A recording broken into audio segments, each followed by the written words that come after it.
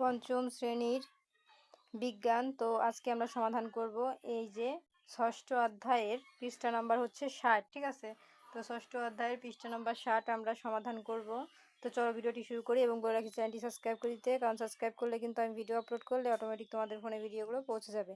আর আমি বলে রাখি, যারা আমার কাছে অনলাইনে প্রাইভেট পড়তে চাও তারা আমাকে এই ভিডিওর কমেন্ট বক্সে বলবা কোন শ্রেণীতে পড়ো, আর হচ্ছে প্রাইভেট পড়তে যদি চাও সেক্ষেত্রে কমেন্টে বলবা যে হ্যাঁ আমি পড়তে চাই, কারণ অনেকে কমেন্টে বলে পড়তে চাই। আর 6টা সাবজেক্টই পড়াবো, সেটা হচ্ছে আমার ক্যামেরাটা রেখে আমি একটা হোয়াইট বোর্ড কিনেছি, হোয়াইট বোর্ডের সামনে আমি ভিডিও করে তোমাদেরকে বুঝাই দেবো। তোমরা সরাসরি প্রশ্নও করতে পারবা মুখে, মেসেজে না, মুখেই বলতে পারবা যে আপু এইটা বুঝাই দেন, ওইটা বুঝাই দেন, এটা উত্তর কেন হলো, এরকম মুখেই বলতে পারবা সরাসরি আমাকে সামনে দেখে। ঠিক আছে, ভিডিও কলের মাধ্যমে আমি একটা গ্রুপ খুলবো, যে কয়জন পড়বা সবাই ওই গ্রুপে থাকবা, আমি বলবো সবাই শুনতে পারবা এবং সবাই যে যার মতন মতামত প্রশ্ন আমাকে এখানে করতে পারবা মেসেঞ্জার গ্রুপে। ঠিক আছে, তো যদি পড়তে চাও তাহলে আমাকে এখানে কমেন্টে বলো। ঠিক আছে, আর 6টা সাবজেক্টই পড়াবো 1000 টাকা। ঠিক আছে, আর কমেন্টে বলবা যদি কেউ গরিব থাকো তাহলে অবশ্যই কমেন্টে বলবা যে আমার আর্থিক অবস্থা খারাপ, অনেকে আছে গরিব, তো তার কাছ থেকে একটু কমায় নিব। তো চলো ভিডিওটি শুরু করি। দেখো এখানে শূন্যস্থান পূরণ করা আছে যে শক্তি হলো কাজ করার ড্যাশ। তো এখানে কি বসবে, চলো আমরা প্রত্যেকটি উত্তর দেখে নেই। তো এই যে দেখো উত্তর, শক্তি হলো কাজ করার সামর্থ্য। তারপরে 2 হবে যান্ত্রিক শক্তি হলো স্থিতিশক্তি ও গতি শক্তির যোগফল। তারপরে গ নাম্বার, তাপের চলাচল প্রক্রিয়া হলো তাপ সঞ্চালন। ঘ নাম্বার, কঠিন পদার্থের মধ্য দিয়ে তাপ সঞ্চালিত হয় পরিবহন পদ্ধতিতে। তো এই ছিল সমাধান।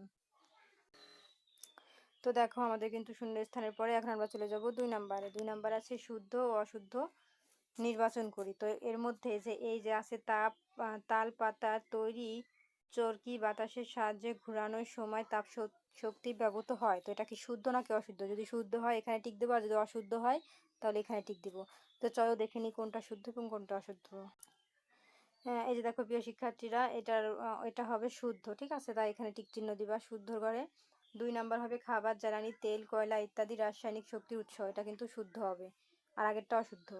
তারপরে দেখো পরিচালন পদ্ধতিতে তরল ও বায়বীর মাধ্যমে তাপের সঞ্চালন হয়, এটা কিন্তু শুদ্ধ হবে। তারপরেরটা সূর্য থেকে পরিবহন পদ্ধতিতে পৃথিবীতে আলো আসে, এটা কিন্তু অশুদ্ধ হবে।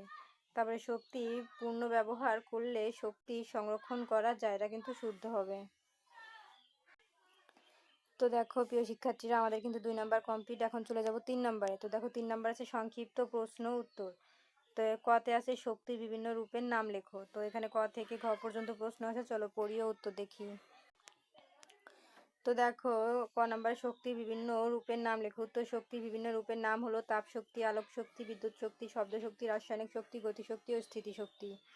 তারপরে দেখো আমাদের খ নাম্বারে আছে আলো সঞ্চালনের মাধ্যমে প্রয়োজন হয় না, এই বিষয়টি আমরা কিভাবে বুঝতে পারি। উত্তর, সূর্যের আলো মহাকাশে বিশাল খালি স্থান পেরিয়ে পৃথিবীতে আসে, মহাকাশে কোনো বায়ু বা অন্য কোনো পদার্থ নেই, তবু আলো আসে। এইভাবে আলো যখন কোনো মাধ্যম ছাড়া সঞ্চালিত হয় তখন তাকে বলে বিকিরণ পদ্ধতি। যদিও সূর্য আমাদের থেকে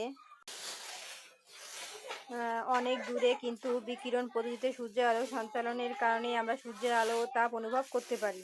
তো তোমরা এই পর্যন্ত দিলে হয়ে যাবে, আর বড় করে লিখতে চাইলে এখান থেকে এই পর্যন্ত দিয়ে দিও। ঠিক আছে, তারপরে দেখো আমাদের গ নাম্বারে প্রশ্নে কি লেখা আছে যে বৈদ্যুতিক ইস্ত্রিতে শক্তি কি রূপান্তর ঘটে। উত্তর হবে বৈদ্যুতিক ইস্ত্রি দিয়ে কাপড় ইস্ত্রি করা হয়, বৈদ্যুতিক ইস্ত্রিকে গরম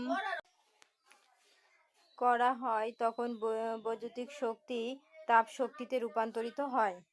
তারপরে দেখো আমাদের ঘ নাম্বার আছে কিভাবে বাসায় শক্তির অপচয় কমানো যায়, কয়েকটি উদাহরণ দাও। উত্তর হবে শক্তির যথাযথ ব্যবহারের মাধ্যমে আমরা বাসায় শক্তি অপচয় করতে পারি। বাসায় শক্তির অপচয় কমানোর কয়েকটি উদাহরণ।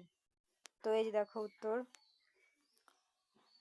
এই যে এই পর্যন্ত না না দিলেও হয়, যেহেতু সংক্ষিপ্ত প্রশ্ন, এই যে এতটুকু দিলেই এনাফ। যেহেতু আমাদের নাম চাইছে আমরা নাম দিয়ে দিব, কয়েকটি নাম। তো তোমরা লিখবা 1, রান্না শেষ করার পর চুলার উত্তাপ ব্যবহার করে পানি গরম করা। 2 লিখবা ব্যবহারের পর বৈদ্যুতিক বাতি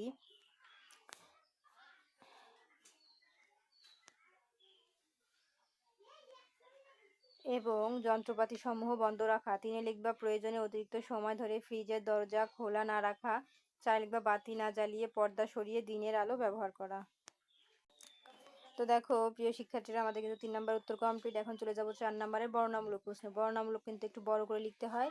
তো ক থেকে গ পর্যন্ত আছে 3টি প্রশ্ন। কতে আছে সূর্য শক্তির প্রধান উৎস, এই কথাটি ব্যাখ্যা করো। তো চলো আমরা উত্তরগুলো দেখে নেই। এই যে উত্তর, যে সূর্য আমাদের পৃথিবীর শক্তির প্রধান উৎস। আমাদের চারপাশে শক্তির যে রূপগুলো দেখা যায় সেগুলো বেশিরভাগই সূর্য থেকে আসে। আমরা সরাসরি আলো ও তাপ হিসেবে সৌরশক্তিকে ব্যবহার করি। এই শক্তি আবার গতিশক্তি, তাপ শক্তি, বিদ্যুৎ শক্তি, রাসায়নিক শক্তি ও আলোক শক্তিতে রূপান্তরিত হতে পারে। সুতরাং আলো, তাপ ও গতি, বিদ্যুৎ, রাসায়নিক শক্তি সবই শেষ পর্যন্ত সূর্য থেকে আসে। তাই বলা যায় সূর্য শক্তির প্রধান উৎস। তারপর দেখো খ নাম্বার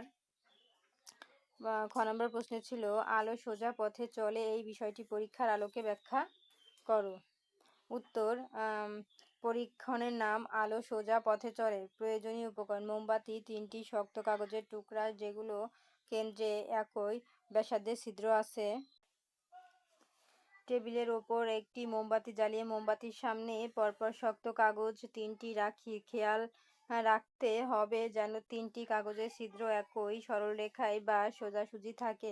এখন মোমবাতির ওপর প্রান্ত থেকে কাগজের ছিদ্র দিয়ে আলো দেখার চেষ্টা করলে আলো দেখা যাবে, কিন্তু যদি 3টি কাগজের যে কোনো একটি ছিদ্র সরলরেখা থেকে ডানে বামে সরিয়ে দেওয়া হয় তাহলে আর মোমবাতির ওপর প্রান্ত থেকে আলো দেখা যাবে না, কারণ এক্ষেত্রে আলোর সোজা পথে বাধার সৃষ্টি হয়েছে।